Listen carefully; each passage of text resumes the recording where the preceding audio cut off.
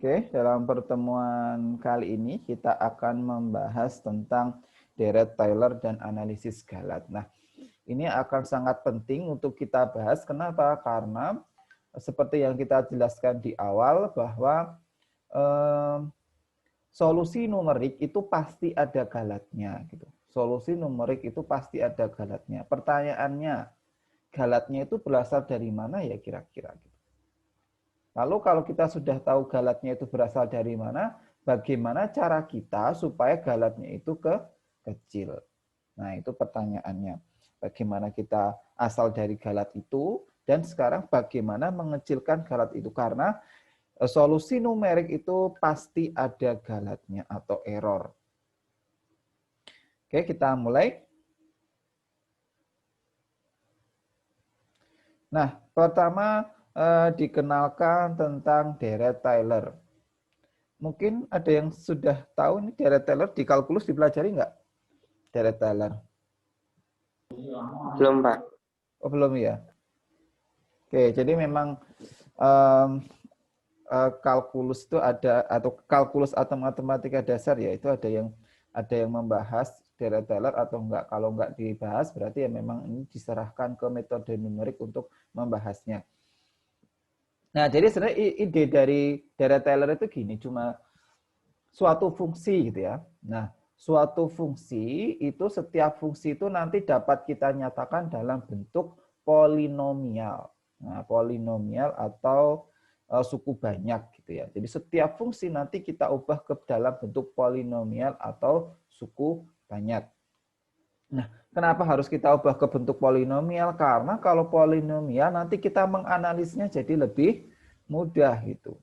Misalkan kita punya fungsi sinus, fungsi kosinus, itu mungkin nggak ada juga ya. Mungkin misalkan di ya yang sederhana, kalian punya coding C++ kan, nggak ada di C++ itu fungsi sinus sama fungsi kosinus kan. Nah, bagaimana mendefinisikan misalkan fungsi sinus sama kosinus di pemrograman C++? Nah, kan nggak bisa juga gitu ya. Maka di sini kita butuh namanya deret Taylor. Nanti kita ubah ke bentuk polinomial. Oke, kita mulai deret Taylor. Nah, kebanyakan dari metode-metode numerik yang diturunkan didasarkan pada penghampiran fungsi ke dalam bentuk polinomial. Fungsi yang bentuknya kompleks menjadi lebih sederhana bila kita dekati dengan polinomial. Nah, maka itu sangat penting kita bahas tentang deret Taylor itu. Nah, nanti karena itu ya, karena harusnya sih fungsi asli gitu ya. Dia harusnya fungsi asli. Fungsi asli tadi itu kita dekati pakai deret Taylor.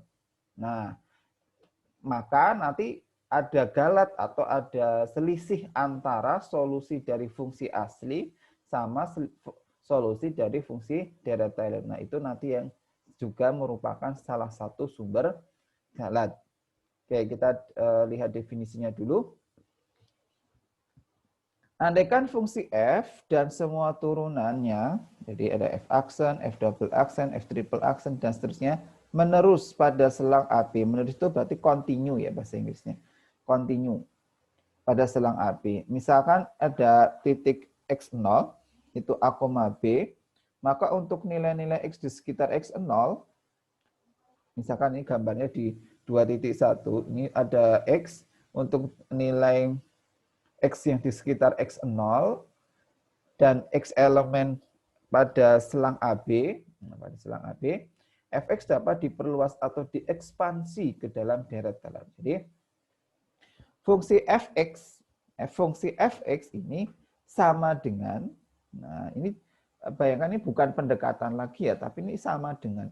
Jadi fungsi Fx itu bisa kita buat menjadi sama dengan fungsi Fx0 ditambah x min x0 per 1 faktorial f aksen x0 ditambah x min x0 kuadrat per 2 faktorial f double aksen x0 dan seterusnya gitu. Sampai nanti ada x min x0 pangkat m per m faktorial f turunan f sampai tingkat ke m x0 ditambah dan seterusnya. Jadi ini sampai tak berhingga. Nah, ini sampai tak berhingga. Nah, ini definisi deret Taylor, diperhatikan. Jadi kalau kita punya titik X0 di persekitaran X, nah maka fx itu bisa kita ubah jadi bentuk ini. Nah, ini kan jadi polinomial ya, polinomial berderajat M kalau ini. Nah, selanjutnya persamaan 2.1 merupakan penjumlahan dari suku atau term yang disebut deret. Perhatikan deret Taylor ini panjang tak berhingga, sehingga untuk memudahkan penulisan, suku-suku selanjutnya kita menggunakan tanda elipsis jika misalkan X min X0 sama dengan H. Nah, ini cuma kita simbolkan aja. Bahwa X min X0 itu berarti sebenarnya selisihnya ya kan. Misalkan kita punya ini sampai sini ya. Misalkan X-nya itu di sini ya. Nah, misalkan itu X-nya itu di ujung sini. Nah, maka panjang dari ujung sini sampai sini itu H. Nah, maka X min X0 ini bisa kita ganti pakai H.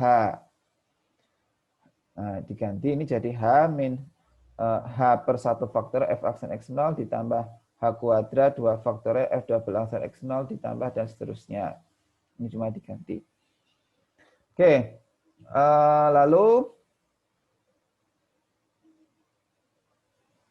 nah contoh ya, langsung ke contoh aja nih.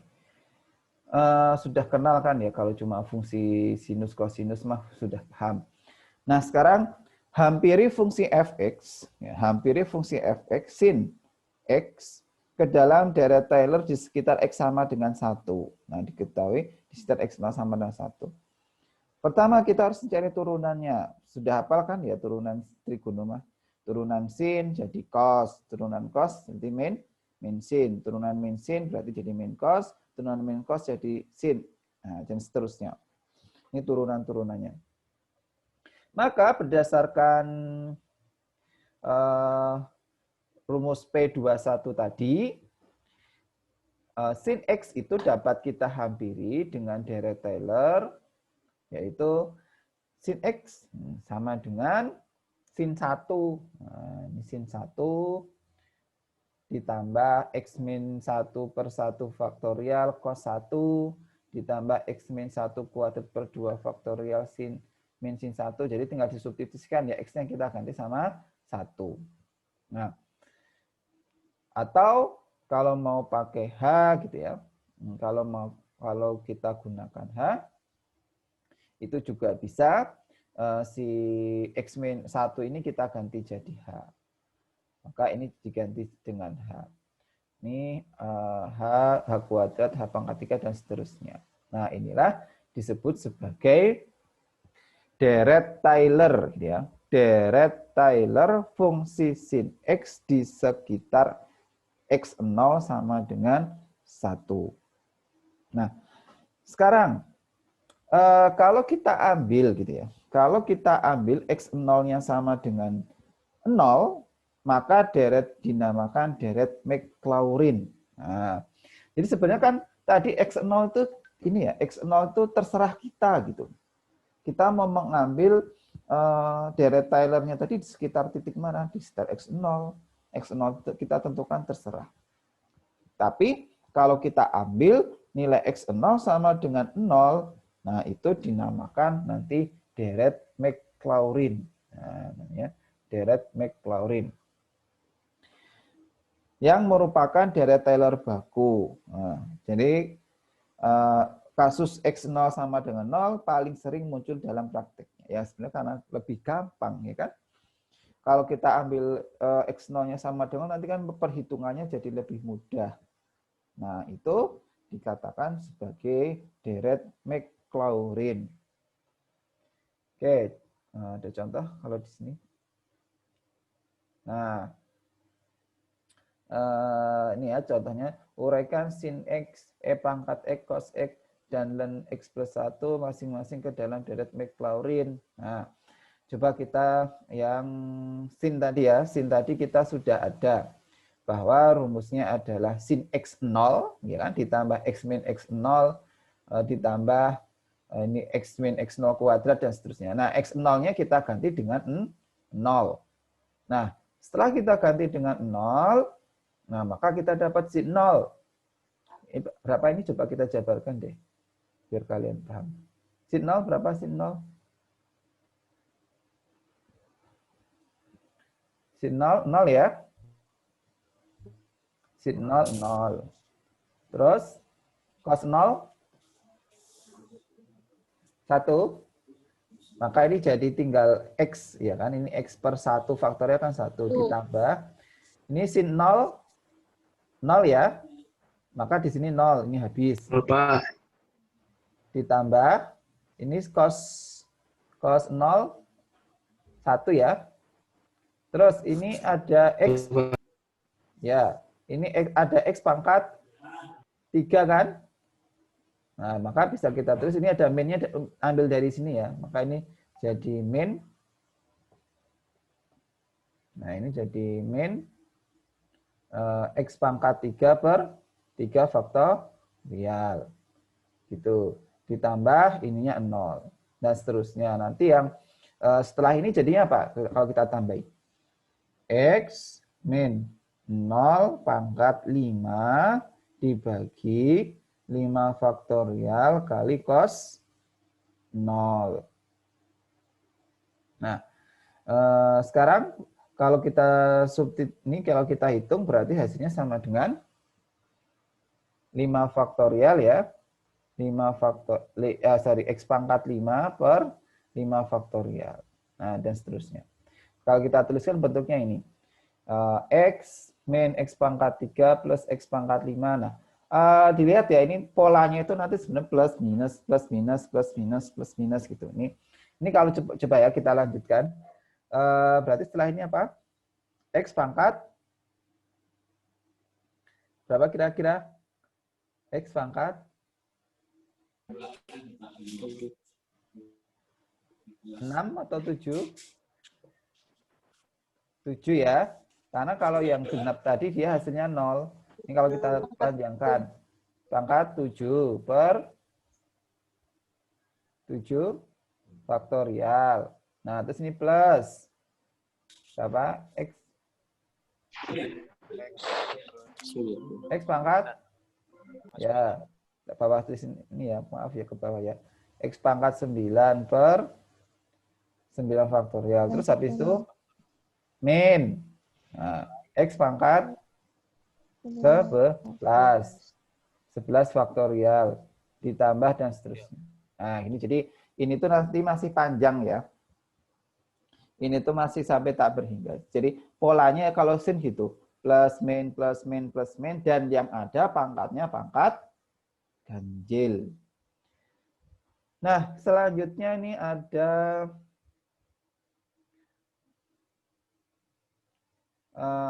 E pangkat X. Sudah tahu E pangkat X, fungsi E pangkat X turunannya apa? Sudah? E pangkat X? Yang 1 per... Ada yang sudah tahu turunan E pangkat X? Sudah pernah kenal di Madas atau apa? E pangkat X turunannya apa? E pangkat X juga, Pak. Yang lainnya udah tahu belum? Iya, turunannya Kalau yang di Madas 1. Madas 1 dapat ya? Kalau Madas 1-nya sama saya kayaknya dulu diajarin ya kelas D. Yang Iya, Pak. Kalau yang lainnya dapat belum? E pangkat X. Belum? Belum? Ada yang belum ya? Belum, Pak, belum. Ya, jadi enggak. Ya udah kalau belum kita ulang ya. Jadi sebenarnya mungkin kalau belum paling dapatnya di Madas 2 gitu ya. Ini sebenarnya.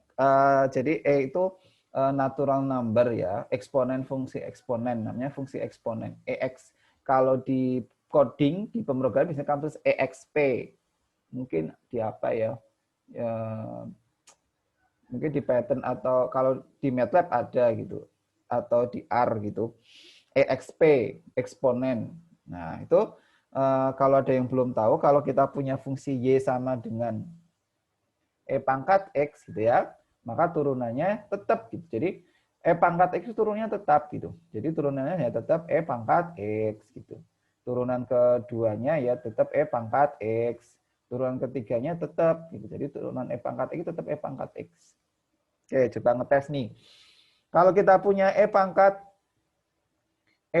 2X, berarti turunan pertamanya berapa? Turunan pertamanya E pangkat 2X. 2E pangkat X. Nah, ada duanya ya, karena aturan rantai. Jadi 2 E pangkat 2X. Jadi E pangkat 2X tetap E pangkat 2X. Tapi kan ada aturan rantai, turunan dari 2X itu kan 2. Terus turunannya kedua apa lagi nih? E tetap E pangkat 2X, tapi ini dikali sama 4 ya. Karena 2 kali 2 kan. Nah, terus yang ini tetap E pangkat 2X juga. Nah, tapi ini jadi 8. Dan seterusnya. Nah, sekarang kalau kalau di len kita punya Y sama dengan len X. Turunannya apa? Yang 1/ln X itu Bang. Oke, sebentar. Kalau sebenarnya len itu kan dapatnya dari ini ya, apa? Dari integral kan? Coba saya tanya, kalau integral dari 1/x dx itu berapa? Ini harusnya udah dapat juga nih mada 1 walaupun bukan sama saya. Integral dari 1/x dx apa?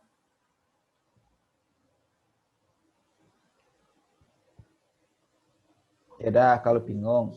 Kalau integral dari x pangkat min 1 kan berarti ini jadi berapa?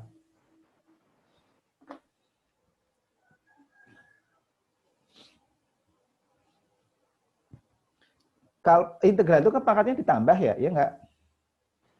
Berarti min 1 ditambah 1 berapa? 0. 0, ya kan? Maka ini kalau kita tulis jadi kalau pakai sifat yang dulu kalian ketahui, ini kan kalau kamu pakai cara biasa berarti 1/0 x pangkat 0 gitu kan?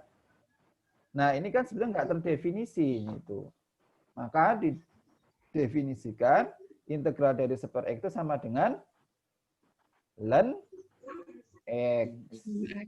Nah, jadi integral dari 1/x itu bukan 1/0 x pangkat 0, tapi jadi ln x. Logaritma asli gitu. Ln itu sebenarnya sama kayak logaritma. Ln x itu sama dengan saja E log x. Nah, ini E log x. Coba kalau kalian belajar di coding, di pemrograman, itu apa ya, misalkan kalian belajar, mungkin R belajar ya, R.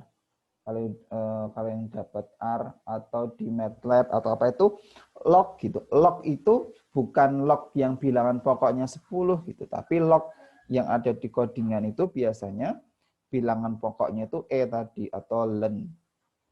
Ya, jadi kalau kita punya Y sama dengan 1/x, maka turunannya jadi apa? 1/x ya. Ya kan ini kebalikan. Integralnya 1/x sama dengan ln x. Ini integralnya. Kalau ke sini berarti kan turunannya kan. Berarti turunan dari ln x itu 1/x. Maka ini jadi 1/x gitu. Turunannya keduanya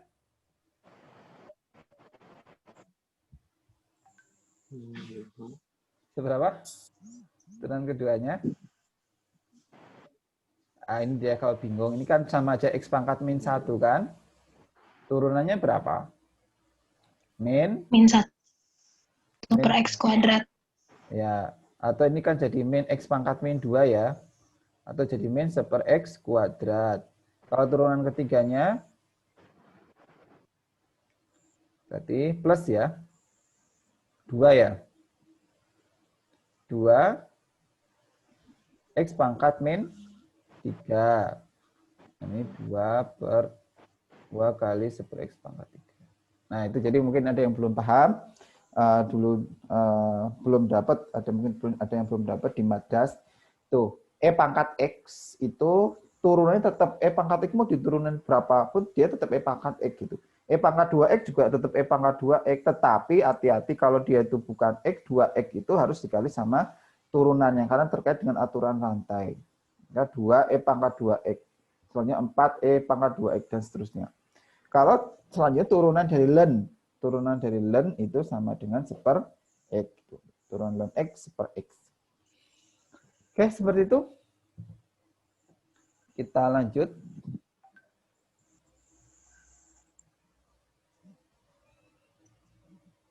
Nah, ini ya contohnya ya. Untuk deret Maclaurin, E pangkat X kita harus menurunkan E pangkat X terlebih dahulu sebagai berikut. Fx E pangkat X turunnya E pangkat X, E pangkat X, E pangkat X terus ya.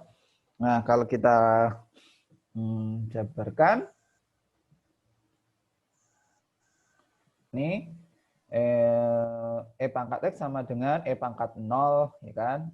Tinggal X min X0, ini deretnya deret Maclaurin ya. Jadi sebenarnya nanti kebanyakan kita pakai itu deretnya Maclaurin. Terus ini E pangkat 0 dan seterusnya. Oke, tinggal kita hitung E pangkat 0 itu berapapun dipangkatkan 0 hasilnya 1 ya. Maka ini 1. Ditambah yang ini E pangkat 0 kan 1. Jadi tinggal X aja ya. Ditambah ini X kuadrat. X kuadrat per 2 faktorial ditambah ini X pangkat 3 ya. X pangkat 0-nya kan 1. X pangkat 3 per 3 faktorial ditambah ini X pangkat 4 ditambah 4 faktorial. Nah, jadi kelihatan polanya ya. Kalau E itu dia semuanya dipakai. 1X, X kuadrat, X pangkat 3, X pangkat 4, X pangkat 5. Pernya per tergantung pangkatnya gitu. Ini untuk pola deret Maclaurin E pangkat X. Selanjutnya untuk cos. Nah, kalau tadi kita udah ada sin, sekarang ada cos. Oke, coba kalau kita jabarkan ini, dia belum dijabarkan ya cosnya.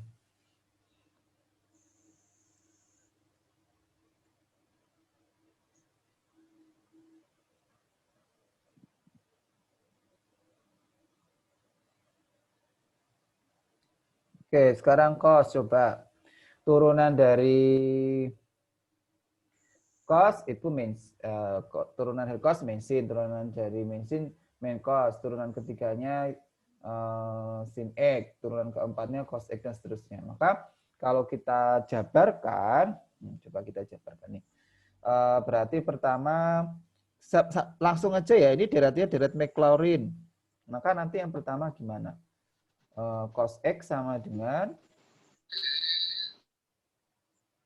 saya tulis di mana ya? Oh, sini aja. Cos X itu akan sama dengan cos 0, ya kan? Ditambah ini X min 0 pangkat 1 per 1 faktorial. Ini terus dikali sama turunan pertama ya. Nah, ini tadi ini yang tetap, ini sudah turunan pertama. Jadi sesuai. Ini turunan pertama, turunan kedua, turunan ketiga, turunan keempat. Turunan pertamanya apa?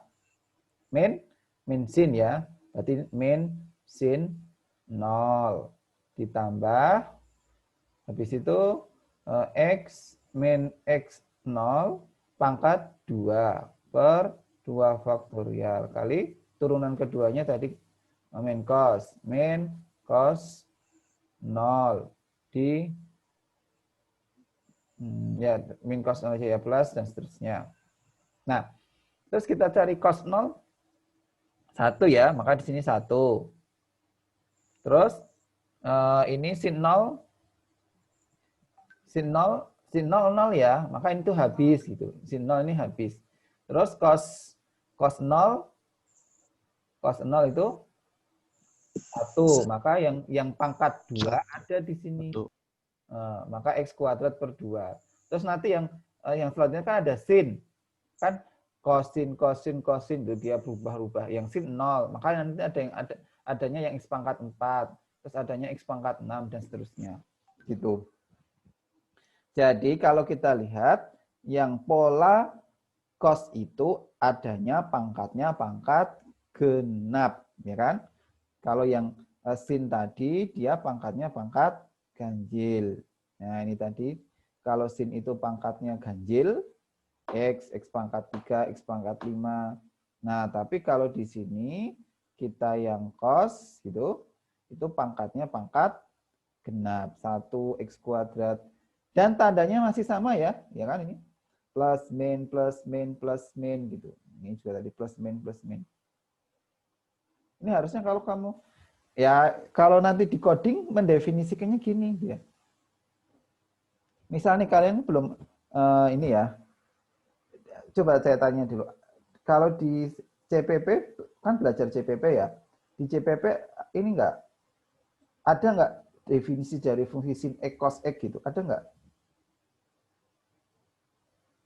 Pernah ini mendefinisikan sin X, cos X di CPP? Enggak ada? Ada enggak? Enggak ada kan ya? Enggak ada? Atau pernah pakai di CPP sin? Pak. Belum pernah. Belum kan ya? Langsung fungsi Pak.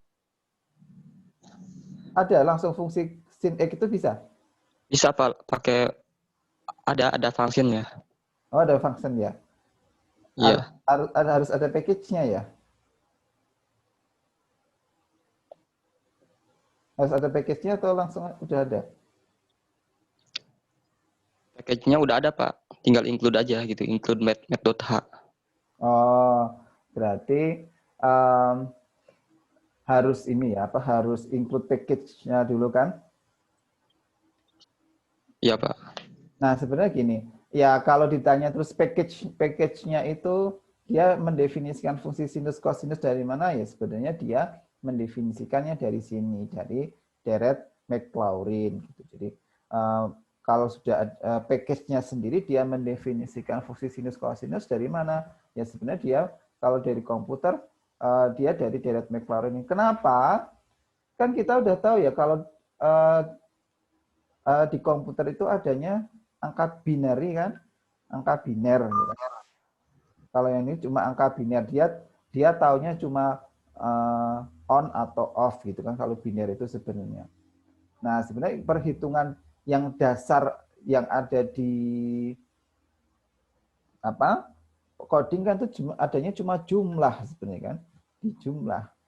Nah maka sebenarnya untuk mendefinisikan sinus cosinus pasti di pemrograman itu dia diubah dulu ke dalam deret Taylor atau deret Maclaurin.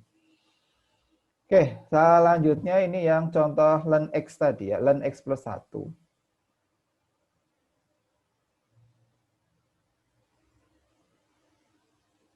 Nah ini ln X plus 1 turunan dari ln tadi seper X ya kan, sama kayak tadi turunan kita ln X per X. Terus kita udah tentukan tadi sama ini sebenarnya. Min X plus 1 pangkat min 2. Turunan keduanya berarti 2X plus 1 pangkat min 3. 4 min 6 X plus 1 pangkat min 4 dan seterusnya. Terus disubstitusikan 0. Nah, disubstitusikan 0. Pertama ada ln 0. Ln 0. Ln 0 itu berapa? Ln 0. Ln 0. Ln 0 berapa? Atau log 0 deh kalau bingung. Log 0 itu berapa? Kalau bingung lagi, coba. Kalau 2 log 8 itu berapa? 2 log 8 masih ingat? 3. 3. Ya benar 3. Kenapa? Karena 2 pangkatin 3 itu sama dengan 8 kan? Ya Pak. Nah sekarang ini berapa? Ini kan, ya ini tak kasih 2 deh, ini 2. Nah ini kita kasih 2. Sebentar, ini 1 ya, maaf. Ini kan log 0 ditambah, ini jadi 1 ya. Nah, ini maaf ini keliru, ini 1. Berarti 2 log 1 itu berapa? 2 log 1. Pak, 0. Ya, 0 ya? 0. 0 karena kalau 2 Kita pangkatin 0 hasilnya 1 kan. 2 pangkat 0 kan hasilnya 1. Maka itu ya, len sama log itu sama. Karena len itu tadi yang sudah disebutkan, len X itu sama dengan E log X. Jadi E ini not E. Gitu. Nah, selanjutnya ini berarti hasilnya tadi 0 ya, ini 0. Nah, terus ini kan 1. Ini 1.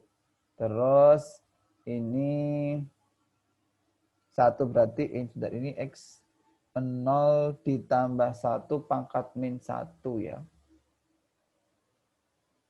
Oh ya, ini kan hasilnya 1 ya, ini ada X-nya. Berarti ini harusnya, oh ya ini X-nya ya, benar ini ada X-nya. Terus yang X pangkat 2.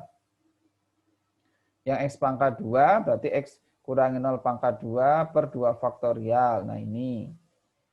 Terus ini yang X pangkat 3. Nah ini ya, jadi kalau kita lihat yang X plus 1 itu polanya masih sama, plus min, plus min, plus min. Tetapi ini semuanya ada. Pangkat 1, pangkat 2, pangkat 3, pangkat 4. Kalau yang trigono tadi kan cuma pangkat genap atau cuma pangkat ganjil. Nah, sekarang ada istilahnya namanya deret Taylor terpotong. Nah, deret Taylor terpotong. Karena suku-suku deret Taylor tidak berhingga banyak, maka untuk alasan praktis, deret Taylor sampai orde tertentu, deret Taylor yang dipotong sampai orde ke n dinamakan deret Taylor terpotong dan dinyatakan oleh, nah, misalnya kita sederhana aja ya, kalau kita mau ngoding pakai komputer, gitu, kita suruh menderetkan sampai tak hingga. Tak hingga itu berapa sih? Kan tadi titik-titik ya. Titik-titik dia sampai tak berhingga. Tak berhingga itu berapa? Nah, kan susah ya kita misalnya pendefinisinya tak hingga itu berapa gitu. Nah, maka tak hingga tadi itu kita potong gitu. Bukan sampai tak hingga, tetapi kita nyatakan dia sampai ke turunan sampai ke n saja gitu. Nah, ini cuma sampai turunan ke n. Nah, maka sisa potongannya tadi itu ini gitu. Kita simbolkan sebagai Rn. Jadi kita potong cuma sampai turunan ke n. Rn itu apa? Nah, Rn itu sama dengan X min X0 pangkat n plus 1 per n plus 1 dikali Fn plus, ini pangkat turunan ya, turunan fungsi F sampai ke n plus 1, substitusi C. Nah, ini substitusi C, di mana C itu sama dengan bilangan di antara X0 sampai ke X. Disebut galat atau residu. Nah, jadi kalau tadi si Fx itu kan sebenarnya sama dengan ya, sama dengan deret Taylor, tapi ini harus deret Taylor sampai tak berhingga. Karena kita nggak bisa mendefinisikan ke tak hinggaan itu, maka kita potong saja gitu, sampai cuma turunan ke n. Nah, cuma sampai turunan ke n kita potong. Nah, karena dipotong, ya nggak jadi sama dengan lagi gitu. Karena kalau sama harusnya sampai tak hingga itu dia sama dengan, karena kita potong ini bukan sama dengan lagi, maka ini cuma pendekatan. Nah, ini dipotong. Nah, dengan yang kita potong tadi itu disebut Rn ini tadi atau galat. Nah, rumusnya itu ini. Nah, di mana X-nya, C-nya tadi dari X0 sampai C ini ya, ini substitusi nilai C-nya di sini. Nah, ini disebut galat atau residu. Nah, maka dari sini muncul ya, ternyata galat itu salah satunya muncul karena ada pemotongan deret Taylor. Nah, dengan demikian deret Taylor yang dipotong sampai orde ke n dapat ditulis sebagai Fx sama dengan Pn plus Rn. Dalam hal ini Pn sama dengan, nah ini kalau kita ini ya, kalau kita tuliskan dalam bentuk notasi sigma, rumus kita itu deret Taylor, nah itu bisa kita tulis ke dalam bentuk ini ya. Sigma K dari 1 sampai N, X min X0 pangkat K. X min X0 pangkat A per K faktorial FK turunan sampai ke K substitusi X0. Ini definisi dari deret Taylor. Nah, ini definisinya. Oke, Dan galatnya tadi ini ya, Rn-nya ini galat. Ini cuma penulisan kalau di ini, sigma. Nah kan kalian sudah ini ya, kalau di C++ di algoritma di pemrograman belajar ini kan ya, looping kan, belajar looping kan. Salah satu Ya, Pak. looping itu kan buat mendefinisikan sigma, ya kan? Iya, Pak. Ini Sigma. enggak belajar enggak? Misalkan kita ada sigma apa, dibikin loopingnya sampai itu kan ya? Iya, Pak. Pernah, Pak. Ya udah. Nanti ya udah ini kan kamu udah tahu ininya apa?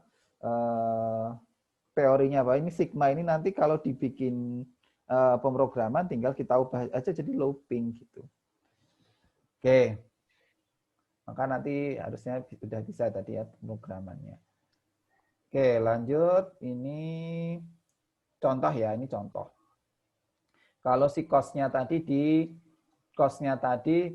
cuma order 4. Nah, maka order 4 ini R4 itu galatnya tadi ya. Galatnya itu sama dengan X-1 pangkat 5 per 5 faktorial cos C. Di mana C-nya itu dari 1 sampai X. Jadi ya, rumusnya tadi dari X0, C itu dari X0 sampai X. Kalau ini berarti dari 1 sampai ke X. Kalau yang sin X tadi, nah ini contoh yang lainnya ya. Ini contoh yang sin X sampai orde ke 5 ya. Orde ke 5 berarti R5-nya turunan ke 5 gitu ya. Turunan ke 5 dari sin X. Yaitu cos X. Cos C, X pangkat 5 per 6 faktorial. Ini kalau E pangkat X sampai orde 4, nah ini R4-nya ini X pangkat 5 per 5 faktor E pangkat C. Kalau cos X, ini tadi Maclaurin ya, kita membicarakan kalau yang ini Maclaurin. Kalau Maclaurin berarti X0-nya sama dengan 1, berarti ini dari 0 sampai ke X. Oke, ini R4, ini R6 untuk cos X. Lalu ada yang 4, nih. Nah, fungsi pustaka matematika dalam kalkulator atau ungkapan bahasa pemrograman dapat menggunakan deret Taylor untuk mengevaluasi nilai-nilai fungsi trigonometri dan fungsi eksponen dan tidak dapat dihitung secara langsung. Ya, seperti kayak ceritakan tadi yang sebenarnya nggak terdefinisi. Sebenarnya awalnya belum terdefinisi fungsi sinus kosinus itu di pemrograman dasar. Tapi setelah itu lalu didefinisikan fungsi trigono atau fungsi eksponen tadi menggunakan deret Taylor. Contoh di sini, hitunglah nilai cos dari 0,2 dengan deret Maclaurin sampai orde ke n. Maka cos 0,2 ya tinggal kita substitusikan ya rumus deret Maclaurin cos tadi. Nah, hasilnya ini. Nah, ini coba nanti silahkan besok deh saya berarti kelompok 1 ya.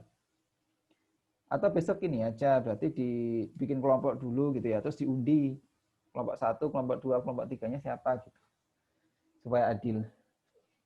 Supaya urut terus nanti ini jadi kelompok 1. Kalau ini menghitung nilai kehampiran cos X. Setiap suku kita hitung nilainya. Jika nilainya lebih kecil dari toleransi atau epsilon yang kita spesifikasikan, maka perhitungan berikut dapat dihentikan. Nah, jadi ini dia berhenti sampai kurang dari epsilon. Suku, absolut suku.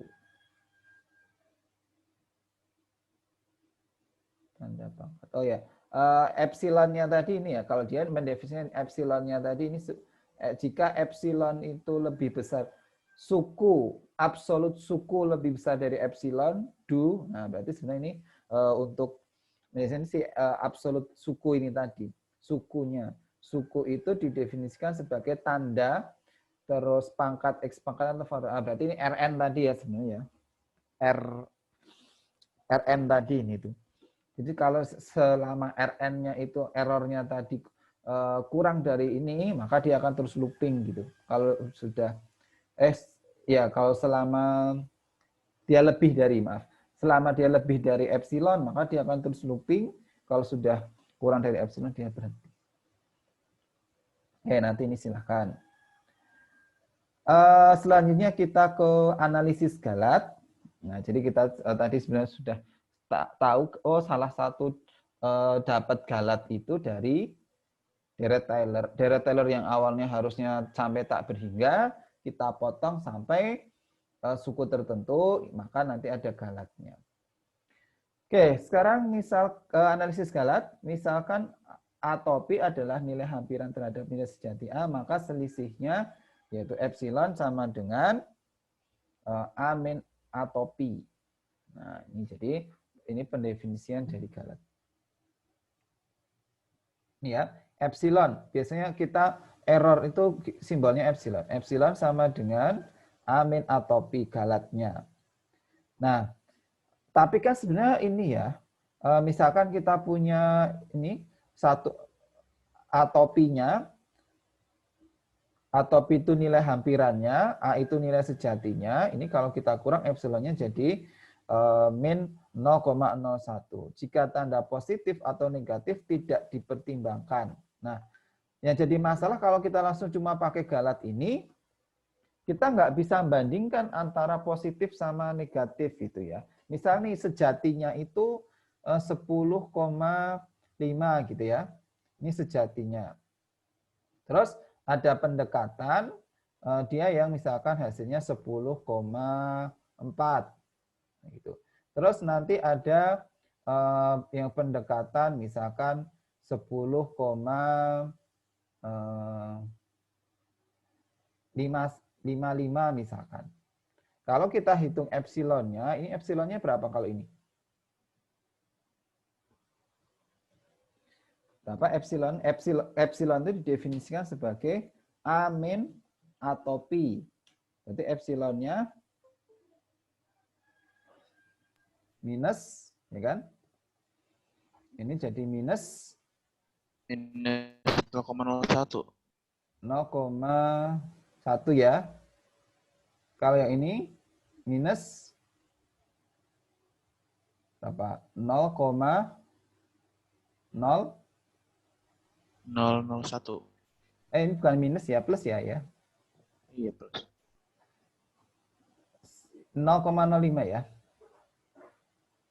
Ya kan? 0,05. Nah, sekarang lebih kecil mana? Minus 0,1 sama 0,5. Lebih kecil yang minus. Iyalah, lebih kecil dari minus kan? Tapi kalau kita lihat sebenarnya lebih baik yang mana? Misalkan kita dapat dua buah solusi ya. Solusi yang pertama 10,4, solusi yang kedua 10,55. Sebenarnya lebih bagus yang mana? Yang 10,4 atau 10,55? 10,55. Ya, jelas ya. Ya 10,55 kan? Karena dia kan jarak ke 10,5 kan lebih dekat gitu ya. Nah, maka kalau kita hanya pakai perhitungan galat, kita nggak bisa membandingkan gitu ya. Kita nggak bisa membandingkan ini sama ini. Ini satunya negatif, satunya positif. Kalau dibandingkan pasti lebih kecil yang negatif gitu ya. Padahal sebenarnya lebih baik yang ini. Nah, maka ada istilahnya nanti galat mutlak. Kalau galat mutlak itu kita mutlakan. Kalau mutlakan kan jelas, ini dimutlakan ya. Ini dimutlakan hasilnya 0,1, ya kan? Ini dimutlakan 0,5. Lebih kecil yang mana? Ini 0,05. Lebih kecil yang 0,05.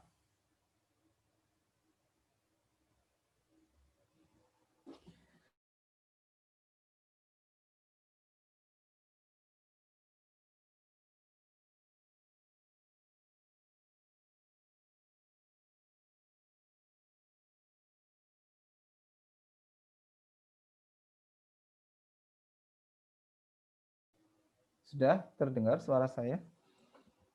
Dengar, Pak. Ya. Gitu ya. Jadi maka kita harga mutlak supaya dia bisa kelihatan gitu ya. Nah, sekarang ada yang lebih ini lagi, galat. Kalau tadi kita sudah bisa mengatasi ya. Kita sudah bisa mengatasi sudah bisa mengatasi bahwa satunya negatif, satunya positif, ya dimutlakan saja gitu ya. Kita lihat nanti mana yang lebih kecil nggak masalah. Nah, selanjutnya nih ada contoh bagus ini. Awalnya kita punya suatu kawat ya ini. Nih, ada seorang anak kecil gitu ya, melaporkan panjang sebatang kawat adalah 99 cm. Jadi anak kecil ngitung panjang kawat itu 99 cm. Padahal aslinya itu harusnya 100 cm. Berarti kan ada galat ya. Galatnya berapa? Galat mutlaknya yaitu 1 cm. Ada anak kecil lagi yang panjangnya itu ngitung di pensil itu 9 cm padahal aslinya 10 cm. Maka ketemu galatnya juga 1 cm. Nah, maka lebih pinter atau lebih baik anak yang pertama atau anak kedua? Gimana? Anak pertama tadi ngitungnya 99, harusnya 100. Berarti selisihnya 1 kan? Anak kedua itu harusnya itu 10, dia ngitungnya 9, sama selisihnya juga 1. Lebih baik anak pertama atau anak kedua? Gimana? Sama-sama 1 cm, tapi lebih baik anak pertama atau anak kedua? Yang mana?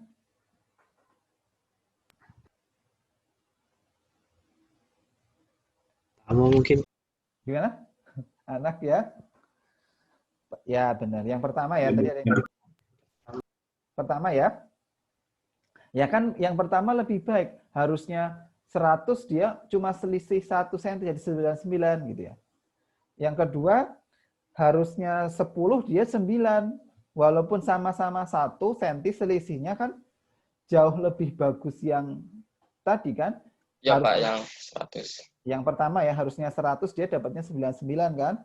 Itu kan Ya. walaupun selisihnya 1 tapi kan 1 dari 100. Nah, kalau ini kan 1 dari 10. Maka galat relatif dan galat mutlak saja kita tidak cukup. Maka setelah itu ada yang namanya galat relatif ya. Galat relatif itu artinya nanti dia istilahnya dinormalkan ke nilai sejatinya. Dinormalkan ke nilai sejatinya. Nah, maka muncul selanjutnya ada galat relatif.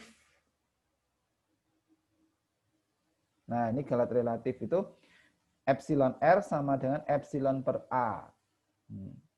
Atau bisa kita tuliskan epsilon R sama dengan epsilon per A kali 100. Kalau kita ubah ke dalam persen. Nah, diingat ya, A tadi itu solusi sejatinya. Solusi sejatinya. Nah, yang jadi masalah kalau solusi sejatinya nggak ketemu gimana gitu ya. Kalau solusinya sejatinya aja nggak tahu, kita nggak tahu nih panjang kawat sebenarnya berapa, panjang pensil sebenarnya berapa. Maka kalau tidak bisa gitu, maka ada yang namanya galat relatif hampiran. Nah, udah galat relatif hampiran, maka pernya per hampirannya tadi. Contoh di sini. Nilai sejatinya 10/3. Nilai hampirannya 3,333. Hitung galat, galat mutlak, galat relatif, dan galat relatif hampiran. Kalau galat mutlak berarti ya tinggal dikurang. Sejati dikurangi hampiran. Hasilnya ini. Kalau mutlak berarti hasilnya tadi dimutlakan supaya positif. Galat relatif berarti kita lihat kalau galat relatif berarti ini kita kurang dulu ya. Atau ini tadi sudah ada. Galat relatif itu epsilonnya. Nah, epsilonnya dicari dulu. Epsilon tadi kan galatnya ya, berarti galat dibagi sama solusinya. Maka ini kita tuliskan 1/3000. Nah, ini hasilnya tadi kan 1/3000 ya. Galatnya kan 1/3000. 1/3000 dibagi 10/3. sama dengan 1/1000 atau 0,001. Galat relatif hampiran berarti pernya ya per hampirannya per ini. 1/9999. Oke, itu definisi dari galat ya. Tadi kita sudah lihat pertama ada galat biasa. Tinggal dikurang sejati dikurangi yang biasa. Galat mutlak kita mutlakan. Galat relatif kita bagi sama solusi sejatinya. Kalau relatif hampiran dibagi sama solusi hampirannya. Nah, yang jadi masalah itu gini. Bagaimana ya kalau solusi sejatinya nggak tahu gitu ya. Terus solusi hampirannya juga itu tuh belum tentu benar juga gitu ya. Solusi hampirannya belum terlalu kita nggak yakin juga solusi hampirannya itu benar. Terus membaginya itu per membaginya siapa? Nah, maka nanti bisa kita lihat pakai ini lelaran tadi atau iterasi tadi. Kalau dari hasil iterasi itu per iterasi itu selisihnya udah semakin kecil gitu ya. Misalkan solusi pertama dia kan pakai iterasi, solusi pertama ke solusi kedua, keempat tuh misalkan solusi pertama kedua masih besar, 2 ke 3 masih besar, 3 ke 4 masih dan seterusnya. Misalkan nanti sampai solusi ke 10 ke 11 tuh selisihnya udah sangat kecil, nah maka itu kita anggap dia sudah bagus. Maka ada namanya di sini apa istilahnya ini? Lelaran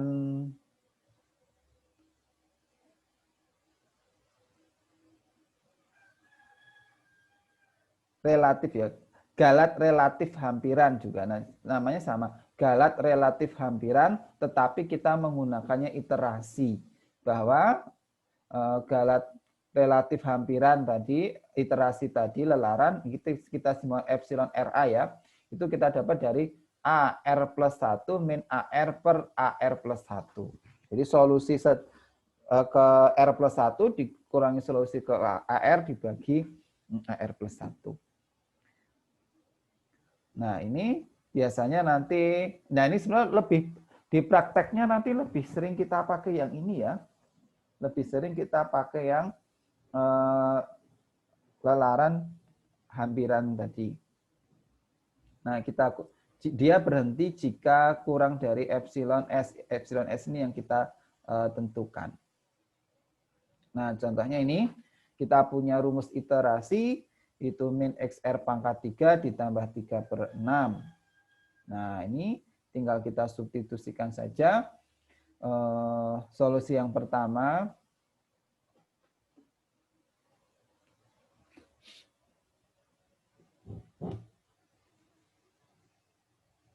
nah misalkan nih, kita substitusikan ke rumus kita tadi ya.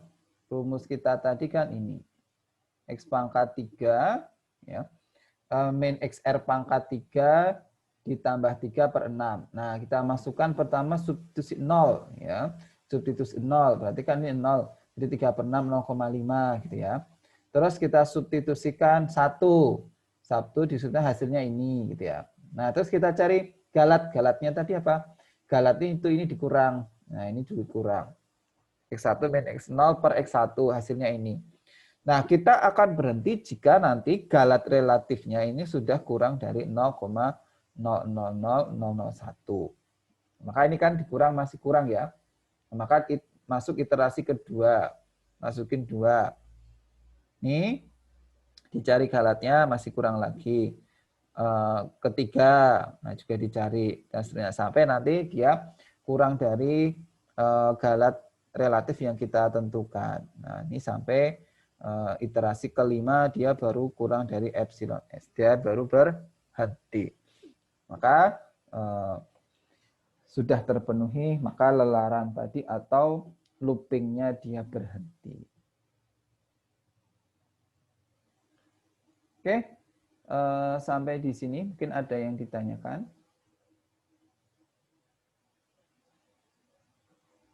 Oke, kalau tidak kita cukupkan ya materi hari ini. Jadi tadi pertama kita sudah membahas tentang deret Taylor di sekitar X sama X0 tadi ya. Kalau X0-nya nanti kita ambil 0, maka ada namanya deret Maclaurin. Nah, terus kita sudah belajar juga tentang analisis Galat. Nah, Galat itu ngitungnya dari mana sih gitu ya? Ngitungnya dari solusi sejati kita kurangi solusi pendekatan kita. Lalu ada macam-macam Galat tadi ya, ada Galat mutlak, Galat relatif.